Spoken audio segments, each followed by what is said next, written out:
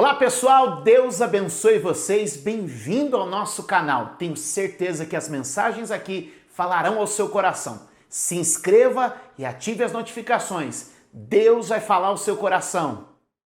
Abra comigo sua Bíblia, Hebreus capítulo de número 8, verso de número 6. Uau!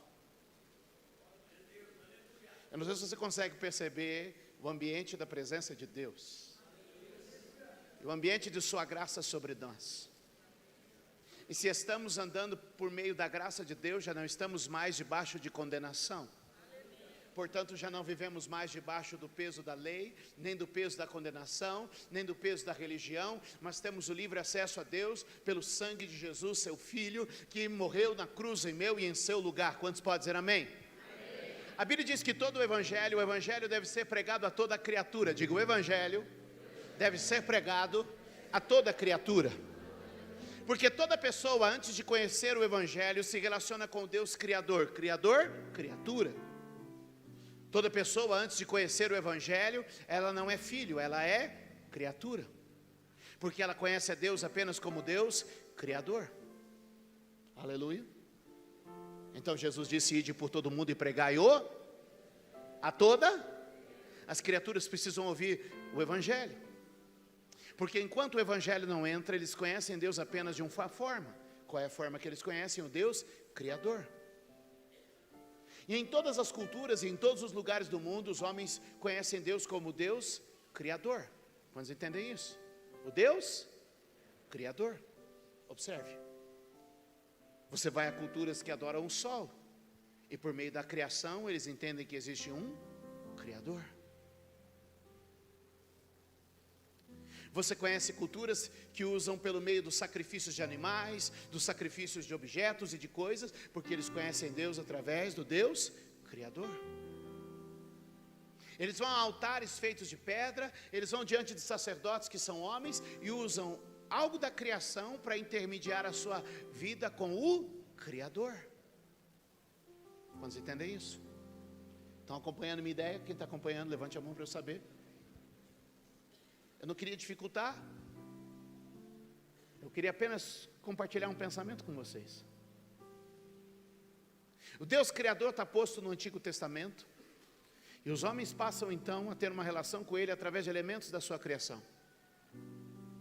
Quando Adão e Eva estavam no jardim do Éden, eles podiam falar com Deus face a face. Deus os visitava na viração do dia e comunicava-se com eles. Quantos estão comigo? Mas então o pecado entrou e eles foram expulsos da presença de Deus. Expulsos de diante de Deus. O que passa a acontecer a partir dali, você percebe que eles tentam alcançar o Criador por meio de elementos da criação. Um altar de rocha é levantado. Caim traz do fruto da terra. Abel traz das suas ovelhas. O que eles estão fazendo? Eles estão por meio da criação, tentando agradar o Criador. É por isso que em algumas culturas, quando vem um trovão, você diz, Deus está bravo. Porque essas pessoas tentam chegar a Deus através do... Então vem a lei de Moisés, estabelece um sacerdócio através da casa de Arão, da tribo de Levi. E então o sacerdote se veste com roupas diferentes do povo, ocupa uma posição diferente. Eles criam um lugar santo, onde nem todos podem entrar, e sempre você precisa de uma intermediação. Porque o Criador pode estar bravo com você. Pode querer destruir sua vida. E então você vai ao sacerdote, que vai pegar o que você tem e vai avaliar se o altar recebe ou não recebe, se aceita ou não aceita. Então o altar, antes do altar existe um sacerdote para fazer uma avaliação. Vocês estão acompanhando a minha ideia? Ou está maluco demais? Me dá mais alguns minutos e eu vou tentar ser melhor.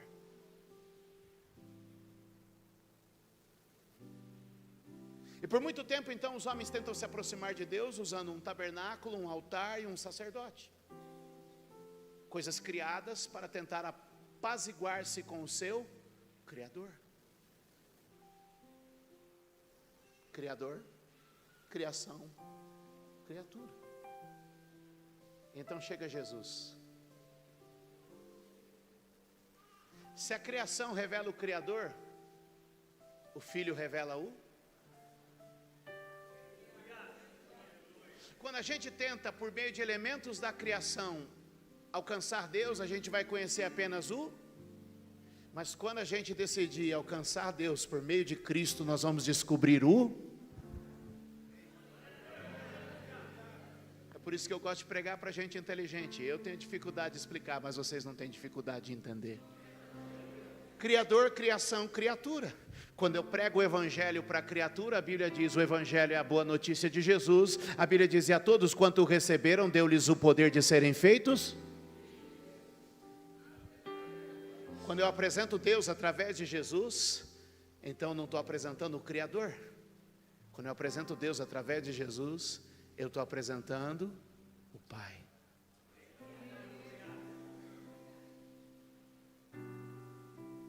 E então Jesus diz assim, olha, não precisa mais altar, não precisa mais sacrifício, não precisa mais sacerdote. Pelo meu sangue e pelo sacrifício do meu corpo, vocês têm livre acesso ao Pai. Alguém esboçou um aplauso, mas tudo bem, fica para depois. Essa era aquela hora que vocês tinham que dar glória a Deus e aplaudir, mas tudo bem, agora também não quero. Escute. Jesus então mostra para nós que não precisamos mais andar debaixo de peso, que por meio dele podemos chegar ao Pai. Então, se antes os homens conheciam o Deus Criador, eu e você agora conhecemos o Deus. Gostei disso.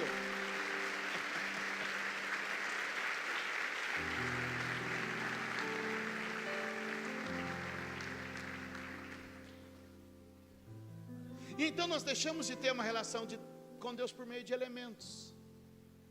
Deixamos de ter uma relação com Deus por meio de símbolos. Deixamos de ter uma relação com Deus por meio de coisas.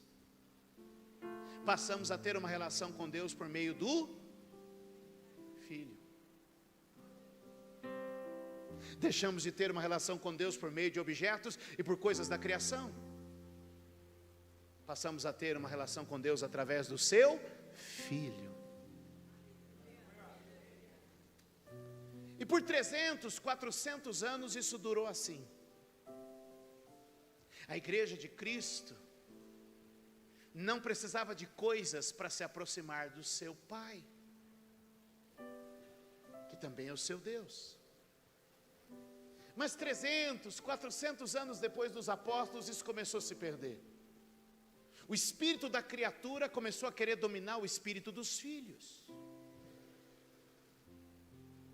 E então a igreja começou de novo querer voltar aos rudimentos antigos. E aí a gente começa a copiar o que havia antes. Eu preciso de um altar. Eu preciso de um sacerdote. Eu preciso de algo que toque, que apalpe, que me conecte a Deus de novo. Eu preciso de um sacrifício. Eu preciso me relacionar com Ele através de algo da sua criação. Vocês estão comigo? Já pegaram a ideia? Isso dura por 1000 anos. Paga-se para tirar uma alma do purgatório, para sair do inferno. Usa-se de elementos para poder conectar. Temos um altar onde só o santo homem sacerdote pode ministrar. Ele não se veste igual às pessoas, ele não fala igual às pessoas, porque agora você precisa de uma criatura para te conectar ao seu Criador. Então as pessoas passam a viver de novo debaixo de um espírito de condenação. Elas passam a viver de novo debaixo de um espírito de opressão, achando que qualquer momento um raio vai vir do céu, queimar e destruir a vida dela. E se ela pisar fora da linha, e se ela for diante do sacerdote e for reprovada, porque o altar é um lugar onde você é medido, o altar é um lugar onde você é avaliado, o altar é um lugar onde você é cobrado. E então o que acontece com a igreja durante 1000 anos? ela se apega a coisas, a amuletos, a objetos sagrados, procurando pegarem alguma coisa da criação para tentar se aproximar do seu Criador, e esquecendo daquele que é o único mediador entre Deus e os homens, Jesus Cristo, Filho de Deus, que morreu na cruz em nosso lugar. Ou seja, eu não preciso de nada nem de ninguém, o caminho já está aberto para ir para Ele.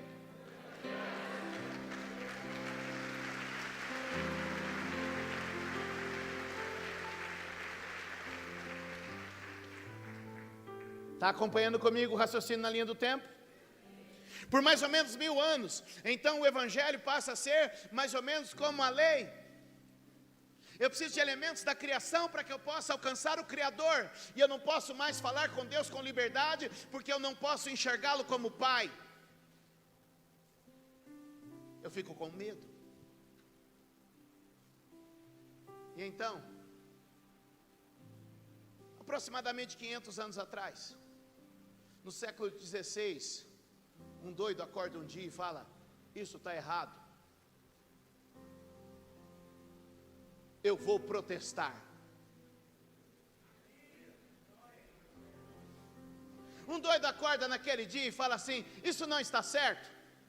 Somente pela graça, somente pela fé, somente por Jesus, somente pela Bíblia e somente a Deus damos glória. E ele começa então a protestar dizendo: somente pela fé, somente pela graça, somente por Jesus, somente pela Bíblia e só a Deus a glória. E por 500 anos uma chama se acende. E então nós entendemos que não precisamos mais de intermediários, nem de coisas para nos relacionarmos com o Pai, porque nós não estamos mais buscando Deus Criador, que nos subjuga como servos, porque a Bíblia diz em Romanos capítulo 8, que não recebemos o espírito de servidão, de temor, para estarmos outra vez debaixo de escravidão, mas recebemos o espírito de adoção de filhos, pelo qual ganhamos a liberdade de clamar: Abba Pai, meu Pai. Está escrito. Alguém pode dar um glória a Deus? Alguém pode dizer, alguém pode gritar: Abba Pai, meu Pai.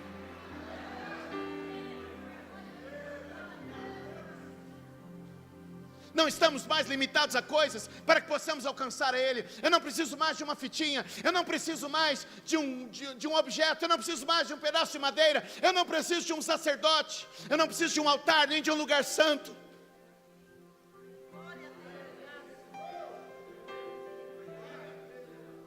Outros 500 anos se passaram. E agora eu já não estou mais falando de história, estou falando de notícia. E de novo, o espírito da criatura quer nos levar de novo ao lenço ungido, ao homem ungido, ao lugar ungido, à coisa ungida, à criação ungida, para de novo nos colocar diante do Criador.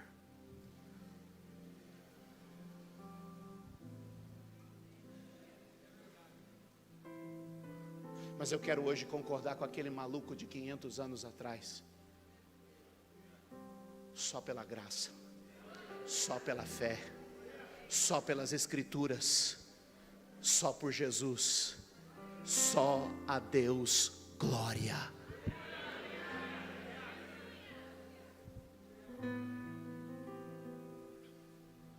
Então nós começamos a ver fenômenos que nos remetem à Idade Média, que nos remetem ao Israel antigo, onde criamos um cenário com vestimentas, performance, onde criamos vestuário, cenário, e dizemos para as pessoas: através disso,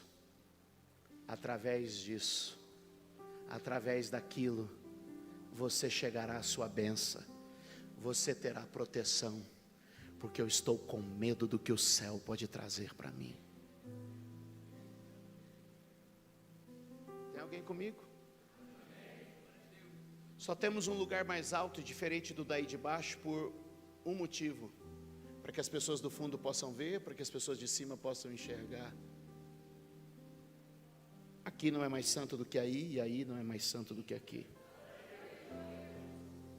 Eu não sou mais santo do que você, e você não é mais santo do que eu.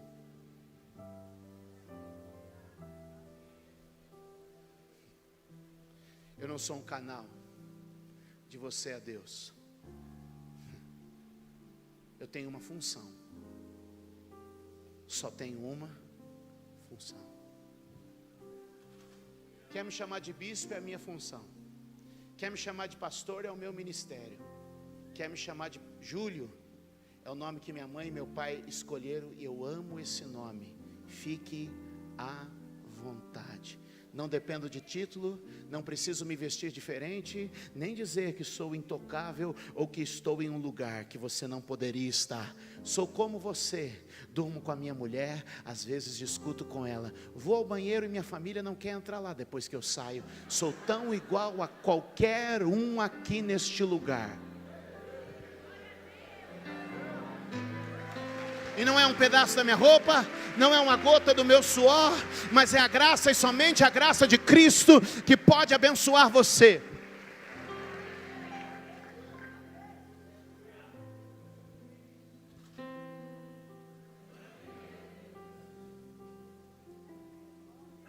Segure a mão de quem está ao seu lado e fala assim: enlouqueceu de vez. E talvez a sua pergunta seja: por que eu estou pregando isso hoje o dia inteiro, Adilson?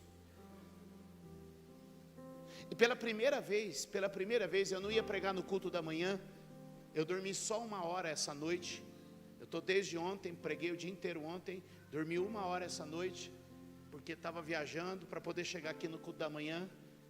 E pela primeira vez eu passei e falei: pastor Leandro, eu sempre falo, fique na liberdade para pregar. Eu falei: mas pastor Leandro, eu gostaria que você pregasse o mesmo sermão que eu. E nós pregamos os mesmos textos hoje.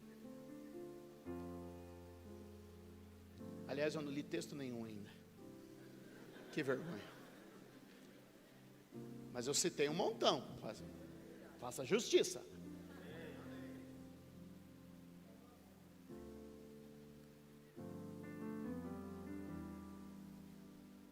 Escute. Por que eu estou pregando isso o dia inteiro? Porque dia após dia eu vejo pessoas entrarem no meu gabinete, temendo que o Criador possa derramar sobre a cabeça dela um raio, uma maldição, uma desgraça.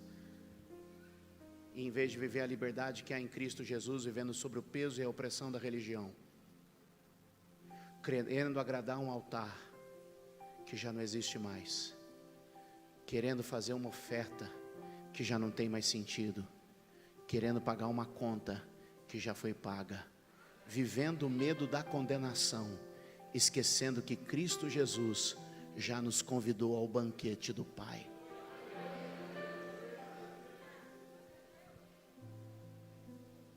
As pessoas não estão vivendo plenamente, porque estão escravas de homens, de regras, de costumes, de coisas, de sistemas.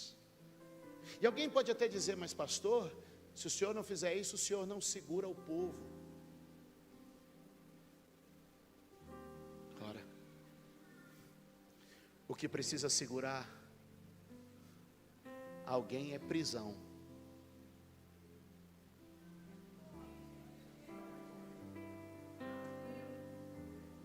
Se as pessoas têm prazer a ir ao shopping, se as pessoas têm prazer de ir a um restaurante, eu acredito que elas podem ter muito mais prazer em vir para a casa de Deus, que para mim é o lugar mais inspirado da cidade, e vir ao domingo no melhor dia da semana.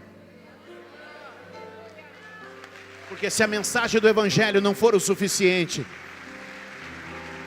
porque se a mensagem do Evangelho não for o suficiente para que alguém tenha sede e vontade, porque se conhecer a Jesus, se conhecer Jesus, e de Jesus conhecer o Pai, não for estímulo suficiente para você, o que poderá ser? Portanto, eu não vou buscar através de coisas criadas me aproximar do meu Criador. Eu vou buscar Deus através de Jesus Cristo, o seu Filho. Certa vez, quando Samuel chegou em Belém, desejoso por ungir um rei para Israel, os homens da cidade saíram: é de paz a tua vinda? Por favor, o que está acontecendo? Eles estavam morrendo de medo do que Deus ia fazer com eles. Samuel então separa Jessé e os seus filhos, e a todos leva para um sacrifício, menos um.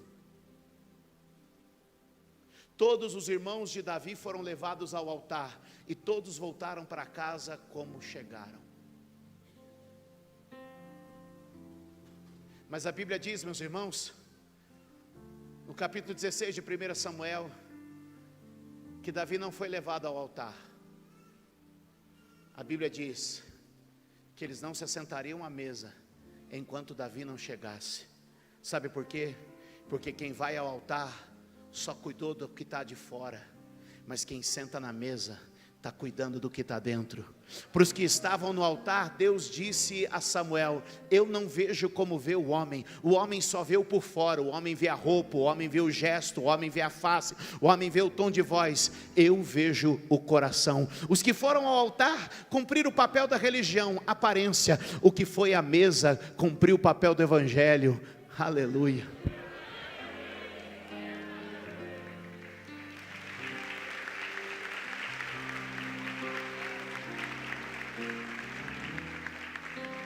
É por isso que muitas pessoas têm ido há 30, 40 anos numa igreja, indo de altar em altar, de sacrifício em sacrifício, de voto em voto, de preço em preço, de dor em dor, de achando que está pagando, e Deus está dizendo: eu nunca te convidei para o altar, eu sempre tenho te convidado para a mesa. Quando Jesus entrou em uma cidade, encontrou em Marcos capítulo de número 9, verso de número 9, um homem chamado Mateus, assentado na coletoria. Ele era publicano, cobrador de impostos, e disse para este homem: segue-me. Segue-me para onde? Jesus não o levou para o altar. Sabe para onde Jesus levou ele? Jesus levou ele para uma mesa. A próxima cena, quando Jesus diz para ele: segue-me, eles não estão em um altar, eles estão em um jantar. E quando eles estão nesse jantar, Jesus começa a receber, junto de Mateus, publicanos, pecadores e prostitutas. E os fariseus que frequentavam o altar todos os dias começaram a dizer: como ele pode comer com esses? Como ele pode se relacionar com esses? Eles não vão ao altar para se purificar, eles não vão ao altar para se limpar. E Jesus disse: eu não vim chamar as pessoas que vão para o altar, eu vim chamar aqueles que precisam ir para a mesa. Eu não vim cuidar dos sãos, eu vim chamar os doentes. Eu não vim chamar o justo, eu vim chamar o pecador.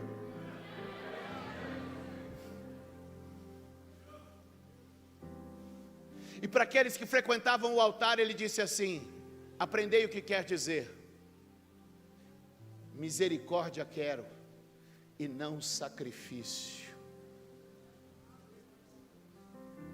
Quando Jesus chama um pecador, não o levou para o altar, porque o altar é o lugar onde você é medido, onde você é pesado, onde você é avaliado.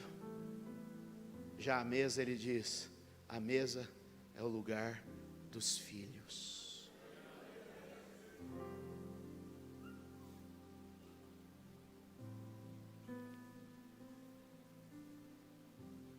Não posso mais chamar isso de altar? Altar, lugar alto, só por isso. Pode chamar de plataforma, pode chamar de palco.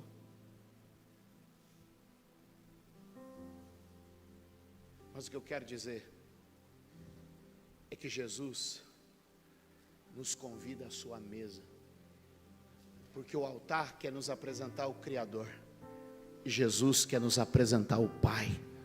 O altar me lembra religião, relacionamento frio e distante. A mesa me lembra família, relacionamento próximo e íntimo. Segure a mão de alguém perto de você e diga: Jesus está te convidando para a mesa dele. Segure na mão de uma outra pessoa e diga: ele quer provocar uma revolução na sua mente. Enquanto você continuar buscando nas coisas criadas, você só encontrará o Criador.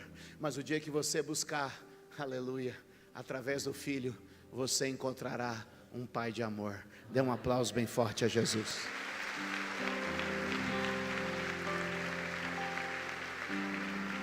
Dá uma glória a Deus.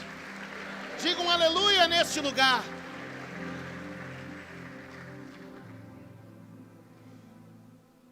Vamos ler a Bíblia. Hebreus capítulo de número 8, verso de número 6.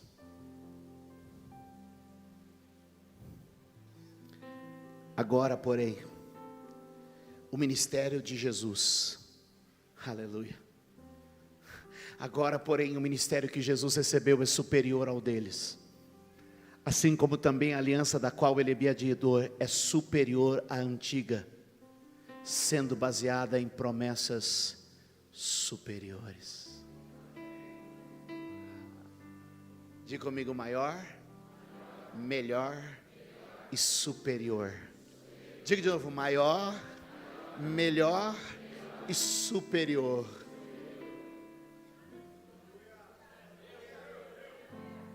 Você acha que foi grande o que aconteceu com Moisés? Você acha que foi especial o que ocorreu com Josué, com Davi ou com Elias? Deus está dizendo: é maior, é melhor, é superior. Você vive correndo atrás de símbolos judaicos e elementos da criação para te reconectar com Deus?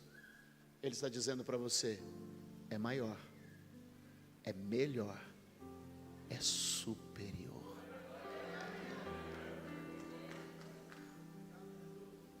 Você vive desejando alguma coisa que possa te conectar ou te aproximar com Deus? Algum meio, algum sacrifício, alguma obra que você possa fazer? Alguns quilômetros que você possa dar a pé? Algum trajeto que você possa fazer de joelho? Algum dinheiro que você possa dar para a obra? Deixa eu te dizer, a proposta da mesa em relação à proposta do altar é maior, é melhor e é superior.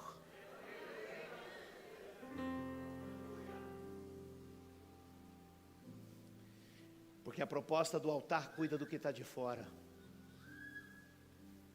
mas a proposta da mesa cuida do que está dentro. Verso de número 10 do mesmo capítulo, siga na Bíblia.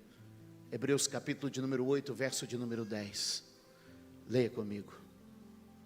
Esta é a aliança que farei com a comunidade de Israel depois daqueles dias, declara o Senhor. Leia. Porei minhas leis em suas mentes e as escreverei em seus corações. Sabe como Jesus escreveu a lei na mente e no coração das prostitutas? Sabe como Jesus escreveu a lei na mente e no coração dos publicanos? Sabe como Jesus escreveu a lei na mente e no coração dos gentios? Convidando-os para sentar em uma mesa com Ele. Porque o Criador se alcança pela religião, mas o Pai somente por meio da comunhão.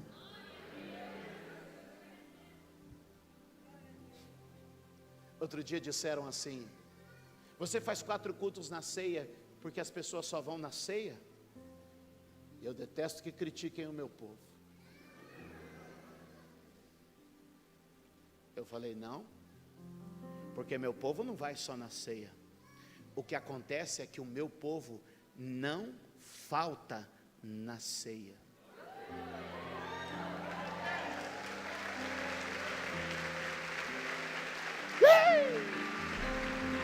Mexe com quem está quieto.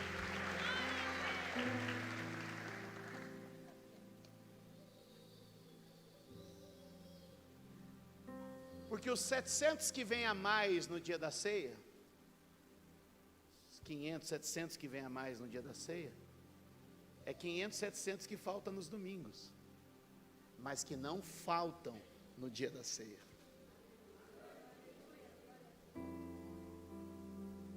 Sabe por quê? Porque a religião firma sua aliança no altar, mas o Evangelho firma sua aliança na mesa. O senhor, vem cá,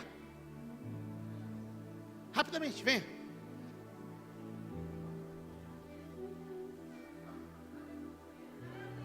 Vou te mostrar uma coisa.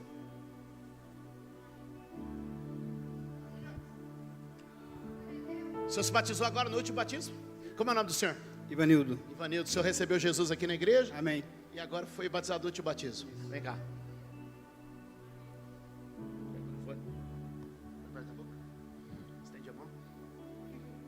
Você sabe o que isso quer dizer?